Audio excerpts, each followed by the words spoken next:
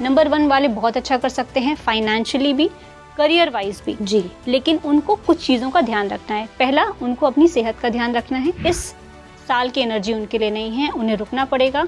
अगले साल के लिए राहु से गवर्न लोगों को अग्रेशन का सामना करना पड़ सकता है या वो किसी मेजर कॉन्फ्लिक्ट में पड़ सकते हैं because of undue reasons.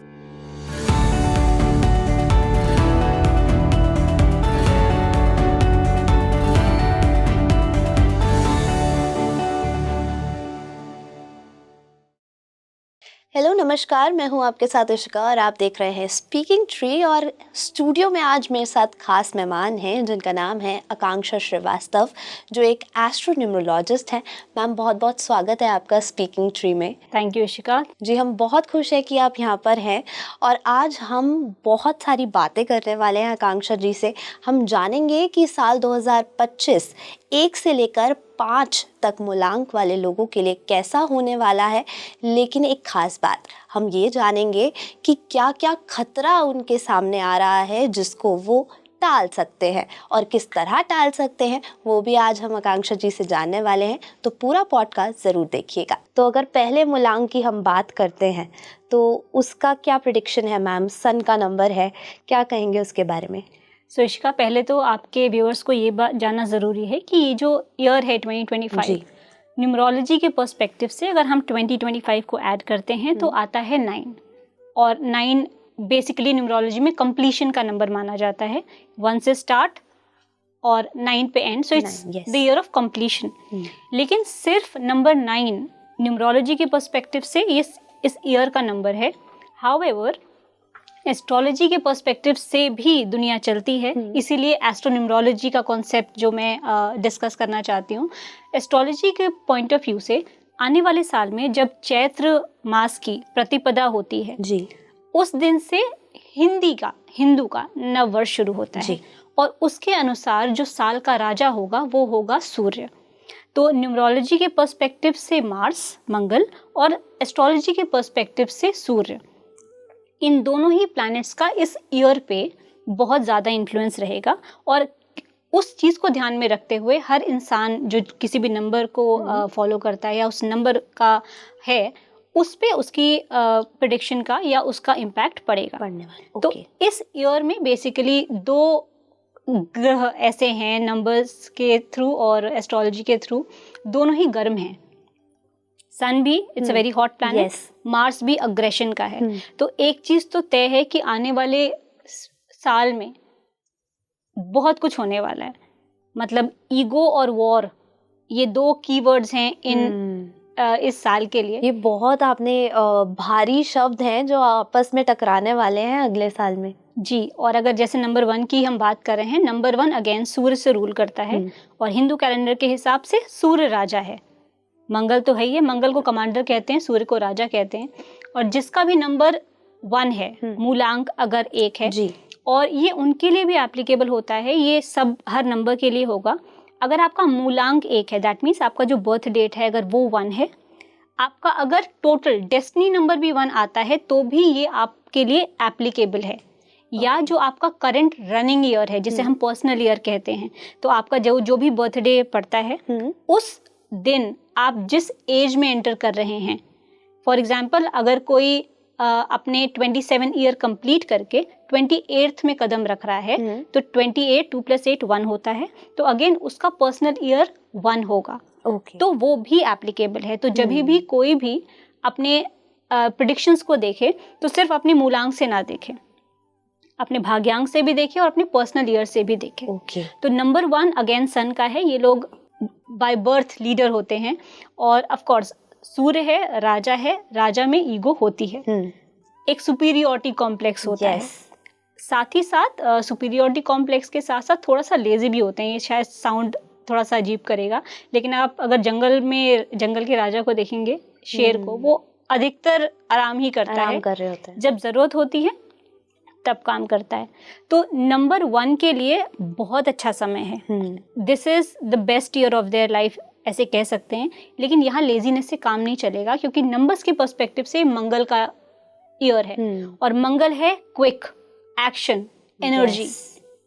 Number 1 वाले अगर इस साल में सबसे बेहतरीन काम करना चाहते हैं तो उन्हें क्विक रहना पड़ेगा।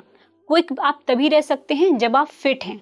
नंबर 1 वाले लोगों में ईगो, कॉन्फिडेंस तो बहुत होता है, लेकिन अक्सर ये अपनी हेल्थ को बैक सीट पे रख अवॉइड कर देते हैं। इसलिए जब साल मंगल का है तो आपको मंगल के हिसाब से चलना पड़ेगा। नंबर 1 वाले बहुत अच्छा कर सकते हैं फाइनेंशियली भी, करियर वाइज भी जी, लेकिन उनको कुछ चीज़ों का ध्यान रखना है। पहला, उनको अपनी सेहत का ध्यान रखना है, क्योंकि अगर फिटनेस नहीं है तो मंगल की आप पहली जो चेक बॉक्स होता है वो आप नहीं फिल कर रहे हैं।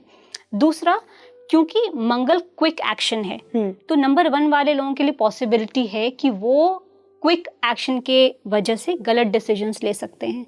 तो उन्हें अपने डिसीजंस बहुत सोच समझ के लेने हैं, और अगर वो सोच समझ के डिसीजंस लेते हैं, कहते हैं कि राजा अगर अपने सलाहकारों की सलाह से काम करता है तो हमेशा एक अच्छा डिसीजन लेता है।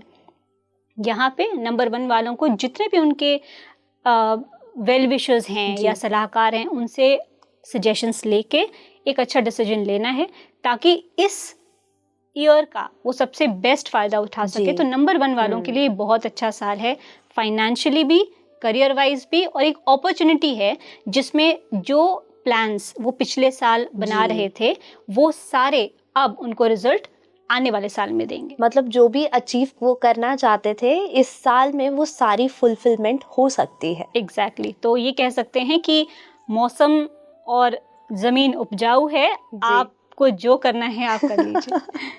बहुत बढ़िया। ये जो 1 नंबर के मूलांक के लोग हैं ये सुन के आपकी बात बहुत खुश हुए होंगे डेफिनेटली। और अब आ जाते हैं मैम नंबर 2 पर। 2 नंबर मूलांक जो है मून का नंबर है, कैसा होगा उनके लिए ये साल और किस चीज़ का ध्यान रखना है? क्योंकि मून है तो मूडी बहुत होता है, तो क्या कहना चाहेंगे उन्हें कि किस चीज़ का ध्यान रखें अगले साल? नंबर 2 के लोग जो होते हैं ऑफ कोर्स मून से गवर्न होते हैं, और मून अगेन बहुत इमोशनल होता है। क्योंकि हर दिन मून चेंज होता है। सिमिलरली ऐसे लोगों के मूड बहुत जल्दी चेंज होते हैं। लेकिन आप ये क्विकनेस की बात अगर आप देखेंगे तो हम मंगल को भी बहुत क्विक कहते हैं, तो एक क्विकनेस का जो फैक्टर है वो दोनों में बराबर है। नंबर 2 वालों के लिए ओपन हैंड है कि वो इस साल को कैसे यूटिलाइज करना चाहते हैं, उनके ऊपर है। मैं ये नहीं कह सकती ये नंबर उनके लिए अच्छा है या उनके लिए ख़राब है, क्योंकि नंबर 2 वालों को हम इमोशनल ज़रूर कहते हैं, लेकिन ये बात मैंने पहले भी मेंशन की है कि जो इमोशन होता है ना बहुत स्ट्रॉन्ग एलिमेंट होता है, कि जैसे एक माँ अपने बच्चों के प्यार में कुछ भी कर सकती है, वैसे उसको प्रोटेक्ट करने के लिए भी कुछ भी कर सकती है। तो emotion is a very strong factor. इस नंबर 2 के इमोशन की वजह से ही हिटलर वो बना जो है, और इसी नंबर 2 की क्रिएटिविटी की वजह से अमिताभ बच्चन वो बने जो वो हैं। सो नंबर 9 जो मार्शियन एनर्जी है, ऑफ कोर्स मून की एनर्जी के ऑपोजिट है, लेकिन हर इंसान को अपने एक्शंस, अपने ड्रीम को इम्प्लीमेंट करने के लिए रियल लाइफ में काम करना पड़ता है, दिमाग से बाहर आके ग्राउंड रियलिटी में काम करना पड़ता है। तो अगर नंबर 2 के कुछ ऐसे प्लान्स बना चुके हैं वो लास्ट ईयर, जो अब इम्प्लीमेंट करने का समय है, तो ये बहुत अच्छा टाइम है कि वो उस एनर्जी को यूटिलाइज करके आप अपने काम को इम्प्लीमेंट कर सकते हैं। लेकिन नंबर 2 के लोग ज़्यादा प्रेशर नहीं ले पाते हैं जब तक वो क्रिएटिविटी उनकी सेटिस्फाई नहीं होती है, जबकि मार्स कहता है कि तुरंत करो, वेरी इम्पल्सिव प्लान है। यहाँ पे कॉन्ट्राडिक्शन भी है। तो अगर नंबर 2 वाले अभी कुछ प्लान्स बना रहे हैं, अभी कुछ एग्जीक्यूशन में नहीं है, तो मेरा यही सजेशन रहेगा कि आप थोड़ा सा टाइम लेके नेक्स्ट ईयर का वेट करें, अभी आप वो प्लान एग्जीक्यूट ना करें। मतलब साल 2025 में वो होल्ड ऑन हो जाएं। हाँ जी। अभी कोई भी बड़ी चीज जो वो प्लान कर रहे हैं ना करें जब तक उसका पूरा लेआउट तैयार नहीं है। अगर पिछले साल से वो तैयार कर रहे हैं और अगर उनका जो नंबर्स हैं, अगर नंबर 2 का प्राइमरी नंबर भी है, आपका मूलांक भी है, लेकिन आपका कोई डेस्टिनी नंबर 9 पे आता है या डेस्टिनी नंबर 1 पे आता है, जो कि एस्ट्रोलॉजिकली साल का राजा है, तो भी आप इम्प्लीमेंट कर सकते हैं। तो नंबर 2 के लिए ये जो ईयर है, या तो आराम से बैठ के अपनी क्रिएटिविटी को पलने दें, या स्ट्रेस ना लें और जैसे जा रहा है वैसे जाने दें, क्योंकि अगर स्ट्रेस लेके काम करेंगे, अगेन इम्पल्सिव डिसीजंस लेंगे विदाउट क्रिएटिविटी, तो उनके प्लान्स फेल होंगे। लेकिन आकांक्षा जी, जैसे आपने बताया कि अगर आपका प्रॉपर लेआउट रेडी नहीं है जो आप पिछले साल से कर रहे हैं, उसको आगे आप अभी इस साल होल्ड ऑन कर दे, लेकिन जिनका पूरा प्लान रेडी है, रेडी फॉर एग्जीक्यूशन, तो क्या उन्हें नए वेंचर में या नई जॉब में या कोई नए बिजनेस में जाना चाहिए इस साल या नहीं जाना चाहिए? तो अगर आपका प्लान और लेआउट एकदम रेडी है तो ये साल एग्जीक्यूशन के लिए बेस्ट है। जैसे मैंने कहा कि 9 नंबर होता है नंबर ऑफ कंप्लीशन। जी। कंप्लीट आप तभी कर सकते हैं जब आपका बैक एंड में चीज़ें रेडी हैं। जी। तो अगर वो रेडी हैं तो नंबर 2 इस ईयर की एनर्जी लेके बिल्कुल इम्प्लीमेंट कर सकते हैं। अदरवाइज अगर आपको लगता है अभी आप डाइसी हैं, चीज़ें नहीं हैं, तो फिर इस साल की एनर्जी उनके लिए नहीं है, उन्हें रुकना पड़ेगा अगले साल के लिए, जब अगेन न्यूमरल नंबर्स के हिसाब से नंबर 1 आएगा, इनिशिएशन का नंबर आएगा। बेटर है कि नंबर 2 वाले नेक्स्ट ईयर इनिशिएट करें, क्योंकि नंबर 2 के लिए मटीरियलिस्टिक गेन के लिए नंबर 1 बहुत इंपॉर्टेंट है। तो बेटर है कि अगर नहीं है प्लान तो नेक्स्ट ईयर ही करें। ओके, तो अब आ जाते हैं 3 नंबर पे। 3 नंबर मूलांक के बारे में आकांक्षा जी आप क्या बताना चाहेंगे? क्या प्रिडिक्शन है, किस किस चीज़ों का ख्याल उन्हें रखना है अगले साल? नंबर 3 न्यूमरोलॉजी में जुपिटर गवर्न करता है। जुपिटर बहुत बड़ा प्लैनेट है जिसे हम प्लैनेट ऑफ विजडम भी कहते हैं। तो नंबर 3 के लोग जो एक इंटेलेक्ट है वो लेके पैदा होते हैं, एक जो बिजनेस एक्यूमेन है वो लेके पैदा होते हैं। और क्योंकि ये साल जो है ये है 9 का, बहुत सारे लोग कहते हैं 3 और 9 या 6 और 9 एक दूसरे के एंटी होते हैं, ऐसे नहीं होते हैं, बट ऐसा नहीं होता है। 3, 6, 9 न्यूमरोलॉजी में एक फैमिली होती है। और अगर आप एस्ट्रोलॉजी के पॉइंट ऑफ व्यू से भी देखें तो 3 जुपिटर और 9 मंगल ये आपस में मित्र हैं, दे आर फ्रेंड्स। तो जब आप फ्रेंड के नंबर के हैं, आपके फ्रेंड का ईयर चल रहा है, तो of course it has to be supportive. तो नंबर 3 वालों के लिए भी नंबर 1 की तरफ बहुत अच्छा साल है, they can implement. But again number 3 और नंबर 9 में एक चीज़ कॉमन है, उनका गुस्सा। नंबर 9 में गुस्सा इसलिए है क्योंकि वो इट्स फिल्ड विद एनर्जी, वो लॉजिक जानता है, वो इम्प्लीमेंटेशन जानता है। नंबर 3 वालों को थोड़ा सुपीरियरिटी कॉम्प्लेक्स इसलिए होता है क्योंकि उन्हें हर चीज़ की नॉलेज होती है। तो कहते हैं ना, गुरु के प्यास ज्ञान होता है, तो ज्ञान कभी कभी अहंकार भी देता है। जी। और मार्स जो कि क्विक एक्शन का है, सन जो कि राजा है अगेन वो ईगो का है। तो यहाँ पे ईगो, अहंकार, ओवर कॉन्फिडेंस, कभी कभी ओवर कॉन्फिडेंस आपको ले डूबता है। तो अगेन जब सब कुछ अच्छा चल रहा है, नंबर 3 नंबर 9 के फैमिली का नंबर है, आपके लिए एक अच्छा टाइम है। लेकिन वहाँ पे अगर आप ओवर कॉन्फिडेंट हो गए, वहाँ पे अगर आपने अपना सुपीरियरिटी कॉम्प्लेक्स शो किया, वहाँ पे आपको अगर ये हो गया कि ये तो मेरा साल है, मेरा नंबर है, मैं जो भी करूँगा अच्छा होगा, तब आप जो अचीव करना चाहते हैं ना वो नहीं हो पाएगा। तब चीजें बिगड़नी शुरू हो जाती हैं। कहते हैं कि वृक्ष जितना फल से लदा होता है ना, उतना झुका हुआ होता है, हम्बल होता है। तो नंबर 3 वालों के लिए एक ही की है, स्टे हम्बल, स्टे अग्रेसिव, लेकिन अपने ईगो के लिए, अपने अहंकार के लिए लॉजिक को ना छोड़ें, वरना फिर आप कुछ अचीव नहीं कर पाएंगे। तो आकांक्षा जी 4 नंबर क्या कह रहा है, साल 2025 उनके लिए कैसा होगा और किन चीज़ों का ध्यान रखना है उन्हें? इशिका, नंबर 4 राहु से गवर्न है जी। और राहु के लिए अगर हम एक शब्द कहें तो वो है इल्यूजन। जी। तो राहु के से गवर्न जो लोग होते हैं, अक्सर उनको 2 तरह से डिफाइन किया जाता है। एक तो वो इल्यूजन में रहते हैं क्योंकि उनको लगता है वो सही हैं। दूसरा, कम्युनिकेट करने में प्रॉब्लम आती है। तो ये सबसे ज़्यादा मिसअंडरस्टूड लोग होते हैं। आपके आसपास भी अगर कोई नंबर 4 का होगा तो हमेशा वो जो कहना चाह रहे होंगे, उनके एक्सप्लेन करने से पहले ही ऐसा लग जाएगा कि नहीं, इन्होंने जज कर लिया। हाँ। तो ऐसा होता है, उन्हें अपने जो थॉट्स हैं वो कम्युनिकेट करने में प्रॉब्लम आती है, समझा नहीं पाते, अपनी बात समझा नहीं पाते हैं। तो नंबर 4 के लिए अगर हम नंबर 9 की एनर्जी की बात करें, नंबर 9 अगेन 2025 को ऐड करके 9 आता है। नंबर 9 कहता है कि इल्यूजन में मत रहो, प्रैक्टिकल रहो, समझो, सीखो और तब आगे बढ़ो। क्योंकि नंबर 9 सिर्फ अग्रेशन का नंबर नहीं है, ये बहुत लॉजिकल नंबर है।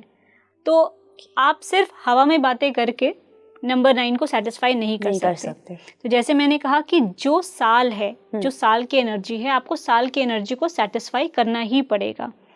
सो नंबर 4 के लोगों के साथ प्रॉब्लम ये है कि ये प्लान्स बना लेते हैं, बट उसे एग्जीक्यूट करने के लिए जो ग्राउंड लेवल चाहिए होता है वो नहीं होता है। हालांकि नंबर 4 के लोग मिसअंडरस्टूड इसलिए भी होते हैं क्योंकि ये बहुत ज़्यादा फ्यूचरिस्टिक अप्रोच रखते हैं, मतलब दे आर एक्सट्रीमली इंटेलिजेंट। वो जो आज बैठ के सोच सकते हैं 15 साल बाद क्या होगा, वो और नॉर्मल नंबर्स नहीं सोच सकते।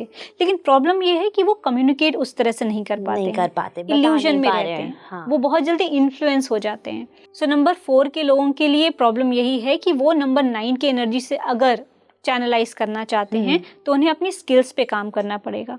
उनका हर एक प्लान एग्जीक्यूट करने के लिए उसमें कोई ना कोई लॉजिक चाहिए, उसमें कोई ना कोई ग्राउंड रियलिटी चाहिए और कोई ना कोई आउटकम जो आपको दिख रहा हो क्विक लेवल पे।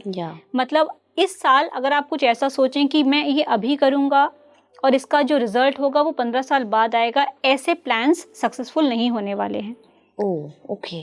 और इल्यूजन जब मार्स की एनर्जी से मिलता है तो कई बार ब्लास्ट होता है, क्योंकि राहु चीज़ों को एक्सपैंड करता है। राहु का काम है एक्सपैंड करना। मार्स की एनर्जी मेजरली अग्रेसिव है। तो कई बार ऐसा भी हो सकता है कि ये जो अग्रेशन है ना, मार्स और राहु के मिलने से अग्रेशन बहुत बढ़ जाए। तो नंबर 4 के लोग जो यूजुअली हमेशा अग्रेसिव नहीं दिखेंगे, हो सकता है इस साल की एनर्जी की लॉजिक वाले एस्पेक्ट को छोड़ के अग्रेशन ले लें।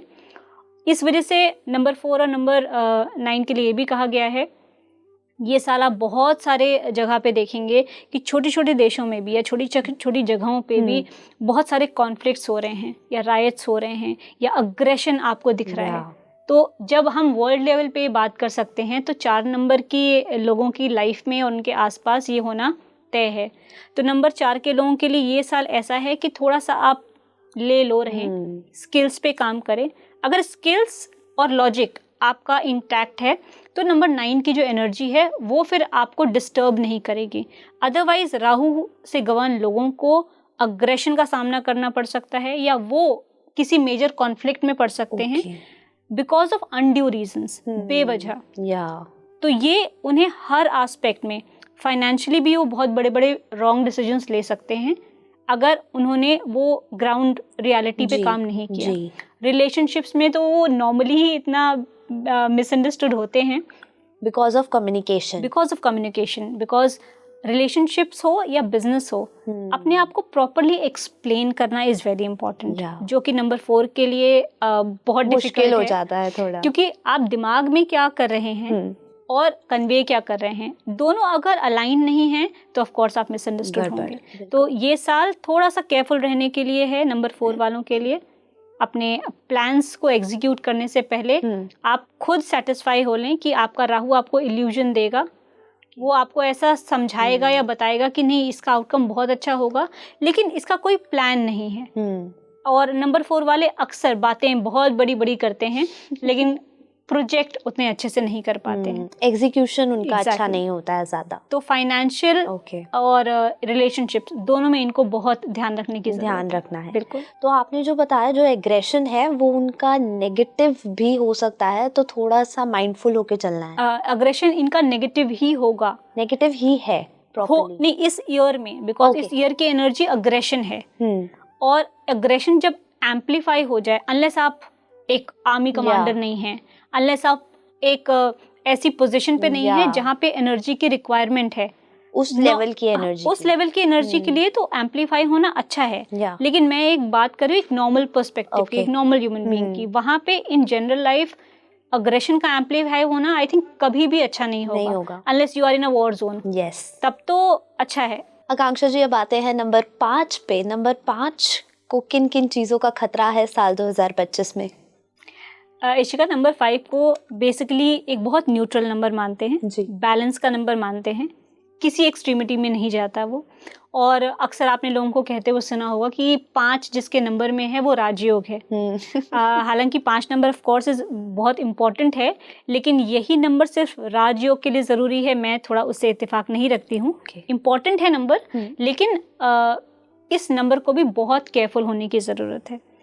नंबर 5 को मर्क्यूरी रूल करता है, और इन जनरल भी अगर आप मर्क्यूरी का नेचर देखेंगे तो बहुत इनस्टेबल है, इसलिए नंबर 5 के लोगों के प्लान्स पे ना बहुत रिलाई नहीं किया जा सकता। हो सकता है सुबह वो कुछ और सोच रहे हों, शाम तक आके उनके प्लान्स बदल जाएंगे, चेंज हो जाएंगे। तो इसलिए उनके जो प्लान्स हैं या उनकी लाइफ है वो थोड़ी सी डाइसी रहती है, क्योंकि वो अपने प्लान्स पे स्टिक नहीं रह पाते। इनको एडवेंचर चाहिए, इनको हर बार कुछ नया चाहिए। तो आप अगर जॉब में बार बार एक्सपेरिमेंट करेंगे, रिलेशनशिप में बार बार एक्सपेरिमेंट करेंगे, तो ये शायद दोनों के लिए अच्छा नहीं होगा। तो बेटर है कि जो आपको एडवेंचर चाहिए वो आप पर्सनल लाइफ में करें, बाकी जगह करें, बट रिलेशनशिप्स और करियर में ये एक्सपेरिमेंट हमेशा बैकफायर करता है। अब अगर हम 2025 की बात करें फॉर नंबर 5, तो आप देखेंगे कि नंबर 5 जो कि मर्क्यूरी है और नंबर 9 जो कि मार्स है, एनीवेज एंटी नंबर्स हैं। ओके। एस्ट्रोलॉजी में भी दोनों प्लैनेट्स को हम शत्रु मानते हैं, मंगल और बुध को। तो जाहिर सी बात है कि नंबर 5 वालों के लिए ये बहुत ज़्यादा अच्छा ईयर नहीं होने वाला है, इन टर्म्स ऑफ कि आपकी जो एनर्जी है वो साल की एनर्जी से कहीं मैच नहीं करती है।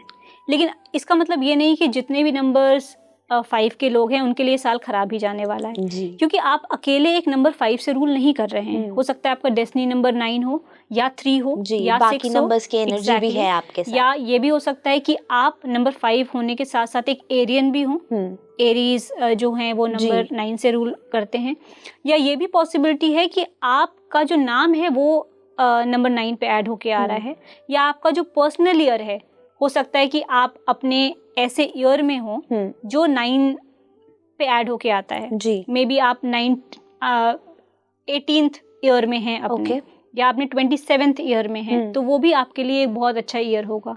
या अगर आप नंबर 5 के हैं और आपका जो करंट ईयर है वो भी 5 पे ऐड होके आता है, तो बहुत सारे नंबर्स के फैक्टर्स होते हैं। तो आपका primary number, destiny number, name number, या आपका पर्सनल ईयर जो चल रहा है वो अगर आपके नंबर्स और ईयर के नंबर्स से अलाइंड है तो फिर आपको डरने की ज़रूरत नहीं है। ओके। अदरवाइज यूजुअली नंबर 5 को नंबर 9 से प्रॉब्लम होती है। और आप अगर पर्सपेक्टिव भी देखेंगे ना, इन प्लैनेट्स की पर्सपेक्टिव देखेंगे, नंबर 5 को हम एस्ट्रोलॉजी में राजकुमार कहते हैं। तो इट्स लाइक अ प्रिंस, उसे बच्चा कहते हैं, उसे एक्टिविटी पसंद है, एनर्जी पसंद है, खेलना पसंद है, कम्युनिकेट करना पसंद है। वहीं पे मार्स की जो एनर्जी है बहुत स्ट्रिक्ट है, डिसिप्लिन में रहना है, एक रूटीन को फॉलो करना है, लॉजिक पे बात करनी है। तो ये एनर्जी इन एनी वे बहुत क्लैश कर जाती है। लेकिन अगेन हम ये नहीं कह सकते हैं कि एक नंबर 5 का इंसान हमेशा ही मस्ती के मूड में रहता है, या नंबर 5 का इंसान कोई सीरियस काम कभी करता ही नहीं है। तो ये जेनरिक हो जाएगा अगर मैं कहूँगी कि नंबर 5 के लिए नंबर 9 अच्छा नहीं रहेगा। लेकिन हाँ, इन जनरल अगर आप अपने कैरेक्टरिस्टिक्स पे, अपने नेचर पे वो कमांड नहीं लाते हैं, साल की एनर्जी के साथ अपने आप को सिंक नहीं कर सकते हैं, तो फिर नंबर 5 के लिए ये साल थोड़ा सा प्रॉब्लमेटिक हो सकता है। लेकिन ऑन द अदर हैंड, जैसे मैंने आपसे कहा कि एस्ट्रोलॉजी के हिसाब से जो ईयर है उसका राजा सूर्य है जी। सूर्य और मर्क्यूरी ये शत्रु नहीं हैं फ्रॉम दैट पर्सपेक्टिव। तो एक तरफ से ये नॉर्मल है, न्यूट्रल हैं, बट एक तरफ से नंबर्स के हिसाब से ये थोड़ा सा एंटी हैं। तो इनके लिए साल मिक्स्ड रहेगा। इनके लिए हम कोई ये प्रेडिक्शन नहीं कर सकते हैं कि बहुत अच्छा है या बहुत बुरा है। मिक्स्ड रहेगा, क्योंकि न्यूमरोलॉजी का नंबर एंटी आ रहा है, बट एस्ट्रोलॉजिकली जो ईयर का नंबर है वो सम है, इट्स न्यूट्रल। तो इनके लिए मिक्स्ड हो सकता है। कब तक सही रहने वाला है साल की, बैलेंस आउट हो जाएगा, और कब तक ये थोड़ा डाउन जाने वाला है? फर्स्ट हाफ, सेकंड हाफ, कुछ आप एक्सप्लेन इसको करना चाहें? सो फर्स्ट हाफ ज़्यादा प्रॉब्लमेटिक रहेगा नंबर 5 के लिए, क्योंकि कभी भी किसी भी चीज़ की जब शुरुआत होती है हमेशा टर्बुलेंट होती है जी। जब आप उस एनर्जी में सिंक हो जाते हैं तब आपको लगता है कि अच्छा अब यही एनर्जी है, या तो इसे एक्सेप्ट करो और या तो फिर आप सफर करने के लिए रेडी रहो, फ्लो मिल जाता है। तो फर्स्ट हाफ थोड़ा सा टर्बुलेंस रहेगा इनके लिए। सेकंड हाफ में आते आते ये थोड़ा सिंक इन कर जाएंगे। तो उसमें अगर इनको डिसाइड करना है कि नहीं, मुझसे ये एनर्जी नहीं मैनेज हो पाएगी। मे बी अगर मैं कुछ नया शुरू करूँगा तो प्रॉब्लम आ सकती है। उनको पता है कि उनके एनर्जी के हिसाब से ईयर की एनर्जी एंटी है, तो उनके लिए अच्छा यही रहेगा कि इस बार अगर वो कंफर्टेबल नहीं है तो थोड़ा सा आराम से रहें, ज़्यादा कुछ एक्सपेक्ट नहीं करें इस साल से, अनलेस उनका पर्सनल ईयर या और नंबर्स फेवर में नहीं है तो। मैम जैसे अब डेस्टिनी नंबर, मूलांक और हम पर्सनल ईयर की बात कर रहे हैं, अगर किसी यूज़र का या जो हमें देख रहे हैं उनमें से अगर किसी इंसान का सारे नंबर्स ही 5 हैं तो उनके लिए ये साल क्या कहेगा? देखिए ऐसे में तो हम ये कह सकते हैं कि उनकी खुद की एनर्जी हर एस्पेक्ट से नंबर 5 से गवर्न है, मर्क्यूरियन है, और इसलिए उनके जो थॉट्स हैं वो स्टेबल नहीं होते हैं और नंबर 9 की एनर्जी से बिल्कुल एंटी है। तो ऐसे लोगों को मैं सजेशन दूंगी कि वो एक रेमेडी करें। नंबर 1, वो गणेश जी की आराधना करें क्योंकि वो बुद्धि के देवता हैं। तो उससे, क्योंकि ये नंबर 5 से गवर्न है, मर्क्यूरी के लिए हम गणेश जी की पूजा करने के लिए कहते हैं, तो अगर वो रेगुलरली गणेश जी की पूजा करेंगे तो उससे जो उनका अनस्टेबल नेचर है या जो थॉट्स की अनस्टेबिलिटी है वो काफ़ी हद तक कर्ब होगी, बैलेंस होगी। और इस साल का निचोड़ ही यही है कि आपकी जो एनर्जी है ना वो बैलेंस होनी चाहिए। आपके जो डिसीजंस हैं, even if it is 9 number का साल है, एक्शंस क्विक होने चाहिए, डिसीजंस नहीं। तो नंबर 5 से ही अगर आप गवर्न हैं तो उनके लिए बहुत ज़रूरी है कि वो गणेश भगवान की आराधना करें, उससे उनकी अनस्टेबिलिटी में बहुत फ़ायदा मिलेगा। बहुत बहुत शुक्रिया आकांक्षा जी, आपने बहुत अच्छे से समझाया कि 1 से 5 तक जो मूलांक हैं उनके लिए ये साल कैसा होगा और किन किन सावधानियों को उन्होंने बरतना है ताकि जो भी गलत डिसीजन वो लेना चाह रहे थे या गलती से होने वाला था वो अब रुक जाएगा। तो बहुत बहुत शुक्रिया। Thank you. बहुत बहुत शुक्रिया आप लोगों का भी, क्योंकि आपने हमें जितना प्यार दिया है, जितना प्यार हमें वीडियोस में देते हैं, इस वीडियो को भी ज़रूर दीजिएगा। लाइक, शेयर, कमेंट करना बिल्कुल मत भूलिएगा। और अगर 1 से 5 तक आपका भी मूलांक है तो ज़रूर कमेंट कीजिएगा और साथ ही देखते रहें स्पीकिंग ट्री। Thank you.